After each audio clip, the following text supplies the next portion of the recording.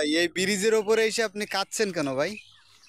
ভাই কাদা যেমন তেমন আমি ভাবতেছি ভাই, অনেক কিছুই ভাবতেছি। কি ভাবতেছেন আপনি? এখন আমরা মূলত রাস্তাতে যাচ্ছিলাম, আর হঠাৎ আমাদের সাংবাদিক রনি ভাই এই ব্রিজটার দিকে চোখ যায়, যাওয়ার পরে বলে ভাই বোসা ব্রিজে যায় একটু হাঁটেন।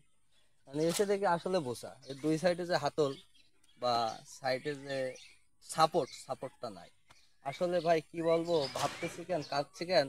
আজকে আমরা আসছি আলোর টাইমে, বা আমরা সচেতন বিদায় আমরা টের পাইছি, আসছি দেখছি কিছু কিছু মানুষ যদি অজান্তে মনের ভুলে রাতের আধারে চলে আসে, এসে দেখা যাচ্ছে দুই খাদের যে কোনো এক খাতে পড়ে যাবে। আমি মনে করি এটা খুবই ভয়ঙ্কর একটা জায়গা রাতের জন্য, বা অচেনা মানুষের জন্য হঠাৎ যদি কেউ আসে, বাধ্যতামূলক অনেক সময় পড়েও যেতে পারে।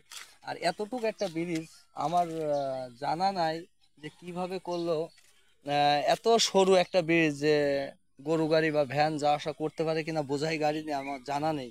তা আমি সচেতনমূলকভাবে বলতে চাই, যারা এই ব্রিজের পর আসবেন একটু দেখে শুনে আসবেন, কারণ দুই সাইডে যেহেতু খাল, নদী নালা, এই মানে খানাগর্ত আছে, আপনারা দেখে শুনে সেইভাবে আসবেন। ধন্যবাদ।